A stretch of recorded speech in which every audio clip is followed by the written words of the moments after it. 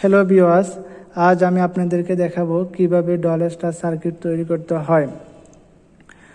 তো অনেকে জানেন যে ডল স্টার সার্কিট কি, কিন্তু অনেকেও জানেন না যে ডল স্টার সার্কিটের ভিতরে কিভাবে ইন্টারনালি কাজ করে, এর সুবিধা অসুবিধা কি, আর ডল স্টার সার্কিট আমাদেরকে কিভাবে সহযোগিতা করে, কি কি কাজে লাগে। তো আমি আজ আপনাদেরকে সব বলবো। তো আমার ভিডিওটা সম্পূর্ণ দেখতে থাকুন। আর এখনও যারা আমার চ্যানেলটি সাবস্ক্রাইব করেননি অবশ্যই সাবস্ক্রাইব করে নেন। চলুন এখন আমি ডল স্টার সার্কিট তৈরি করতে কি কি লাগে ওই যন্ত্রপাতি আমি আপনাদের দেখাই। তো আমি আজ আপনাদেরকে দেখাবো ডল স্টার একটি ম্যাগনেটিক কন্ট্যাক্ট দিয়ে কিভাবে ডল স্টার সার্কিট তৈরি করবেন। তো তার জন্য প্রয়োজন একটি ম্যাগনেটিক কন্ট্যাক্টর আর দুইটি পুশ বাটন। তো আমি পুশ বাটনের সম্পর্কে বলতেছি। তো দেখুন, আমার হাতে একটি পুশ বাটন আছে। এখানে 4টি টার্মিনাল আছে। উপরের যদি আমি এভাবে ধরি তাহলে দেখেন উপরের 2 টার্মিনাল লেখা আছে এনসি অর্থাৎ নর্মালি ক্লোজ, আর নিচে 2টি টার্মিনাল লেখা আছে এনও অর্থাৎ নর্মালি ওপেন। যখন আপনি পুশ বাটন পুশ করবেন তখন হচ্ছে যে এনওটা এনসি হয়ে যায়, অর্থাৎ যেটা ওপেন আছে এটা ক্লোজ হয়ে যায়, আবার যেটা ক্লোজ আছে এটা ওপেন হয়ে যায়। আবার এই পুশ যদি ছেড়ে দিবেন তখন আগের অবস্থানে সে ফিরে যায়। আরেকটা দেখুন, এখানে রেড কালারের একটা পুশ বাটন আছে। এটাও সেম, কিন্তু কালার ডিফারেন্স হলো, তার কাজ দুইটারই সেম। এরপরে দেখুন একটি ম্যাগনেটিক কন্ট্রাক্টরে এখানে লেখা আছে A1 আর A2। এটা হচ্ছে যায় A1 A2 হচ্ছে যায় এই ম্যাগনেটিক কন্ট্রাক্টরের ভিতরে একটা রিলে আছে। রিলেটা চলার জন্য যে পাওয়ার দরকার, ওই পাওয়ারের যে কানেকশন সেটা A1 আর A2-তে দিতে হয়। এখানে লেখা আছে 220 ভোল্ট। আপনাকে অবশ্যই 220 ভোল্টের একটা পাওয়ার এখানে দিতে হবে। এরপরে দেখুন উপরে টার্মিনালে এখানে 3টি টার্মিনাল আছে। তো এখানে 3টি পেজ আপনি ইউজ করতে পারবেন। আবার এখানে দেখুন পাশে একটি অক্সিলারি পোর্শন আছে। আপনি এই অক্সিলারি পোর্শনটা আপনি রিলেকে ম্যাগনেটিক কন্ট্যাক্টকে ল্যাচিং করার জন্য কাজে লাগে। তো এখন আমি কিভাবে এটার ওয়্যারিং করব তার জন্য তার ডায়াগ্রামটা একটু দেখি।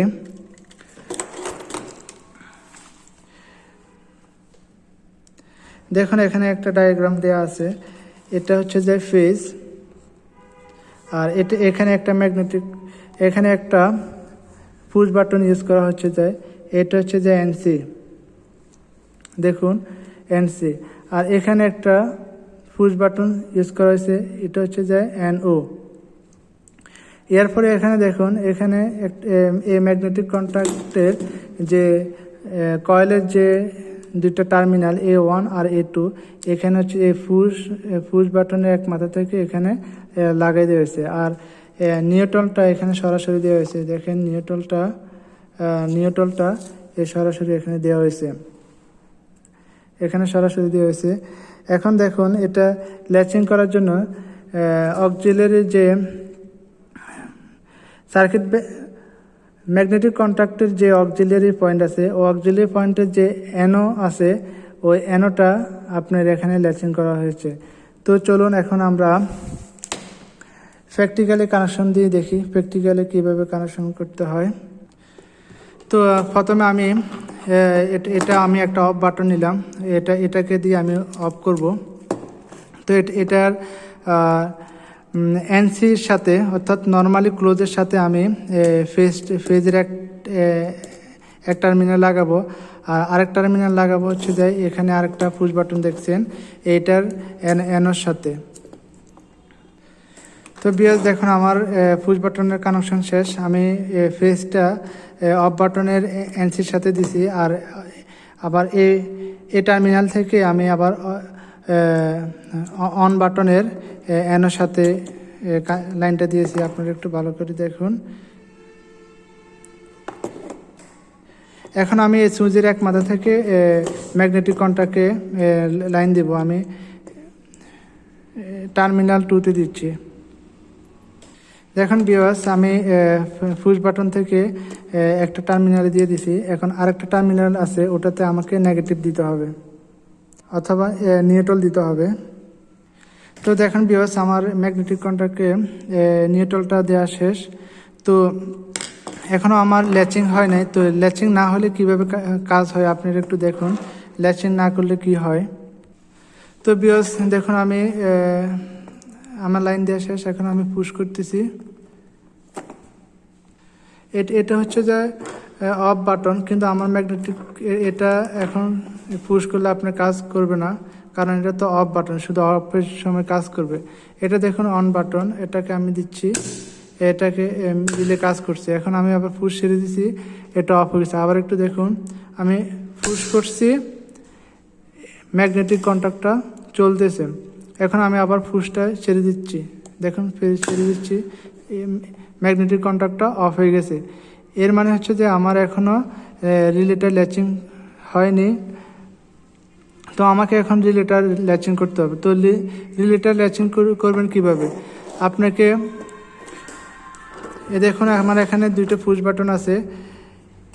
পুশ বাটনের এটা হচ্ছে যে অন বাটন, সরি এটা হচ্ছে অফ বাটন। অফ বাটনের আউটপুট থেকে অথবা অন বাটনের ইনপুট থেকে আপনাকে কানেকশনটা দিতে হবে। আপনি দেখুন, এটা হচ্ছে যে অফ বাটনের আউটপুট, অর্থাৎ আপনি একটু ভালো করে লক্ষ্য করুন। দেখেন, প্রথমে মেইন লাইন থেকে আমার লাইনটা এসে পুশ বাটনের ইনপুটে, তো এরপরে গেছে পুশ বাটনের আউটপুটে। আপনাকে অবশ্যই পুশ বাটনের আউটপুট থেকে রিলেটার ল্যাচিং করতে হবে। তো ল্যাচিংয়ের জন্য এরকম ছোট একটা তার নেবেন, এটা লাগাই দিবেন হচ্ছে যে অফ বাটনের আউটপুটে অথবা অন বাটনের ইনপুটে। তারপর এটা যা চলে যাবে হচ্ছে যে রিলের অ্যানোতে। আমি লাগাই দেখাতেছি, আপনারা দেখুন। তো ভিউয়ার্স দেখুন, আমি অফ বাটনের আউটপুট থেকে একটা তার নিয়ে রিলের অক্সিলিয়ারি যে পার্ট আছে এটার অ্যানোতে লাগাইছি। তো অ্যানোতে লাগানোর ফলে অ্যানোর আরেক টার্মিনালে আউটপুট যেখানে আছে ওখান থেকে আমি আরেকটা তার নিয়ে আমি A1-এ দিয়ে দিব।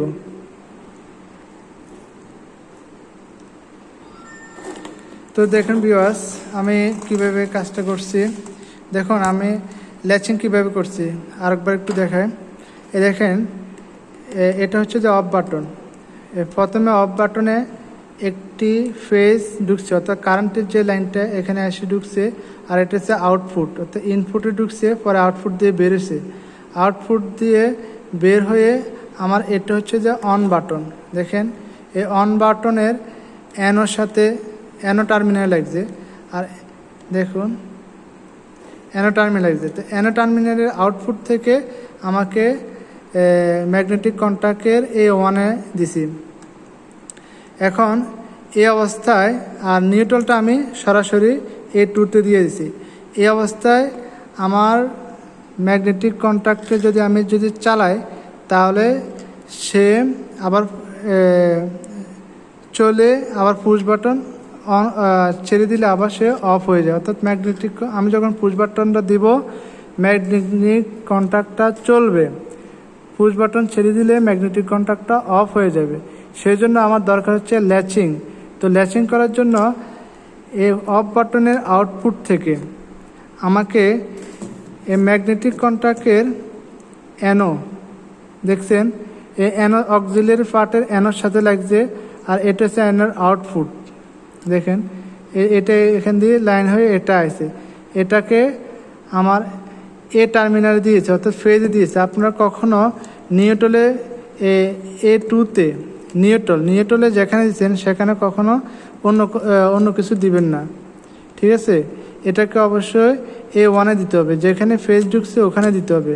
যদি এখানে দেন তাহলে এটা পায়ার হতে পারে, আগুন ধরে যেতে পারে, ঠিক আছে?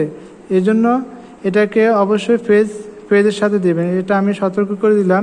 আপনি এই নিউট্রালে আর কোনো কিছু দিবেন না। এখন আমার এটা ল্যাচিং করা শেষ।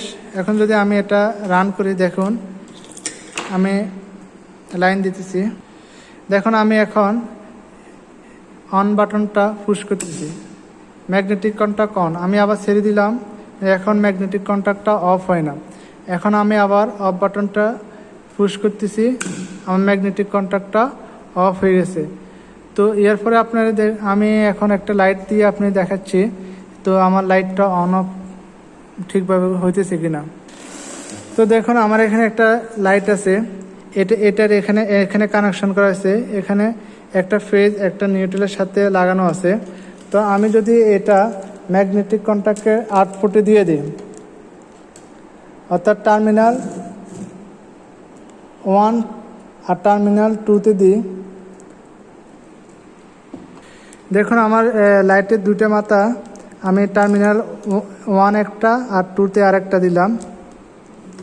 এখন তাহলে আমার এখানে এই টার্মিনাল, এটা হচ্ছে আউটপুট, এখানে ইনপুটে যদি আমি একটা ফেজ 1-এ ফেজ আর 2তে নিউট্রাল দিই, তাহলে রিলে ম্যাগনেটিক কন্ট্যাক্টটা চলার সাথে সাথে আমার লাইটটা জ্বলবে। তো বিয়স তাহলে আমি এখানে 1-এ ফেজ আর 2তে আমি নিউট্রাল দিয়ে দিচ্ছি।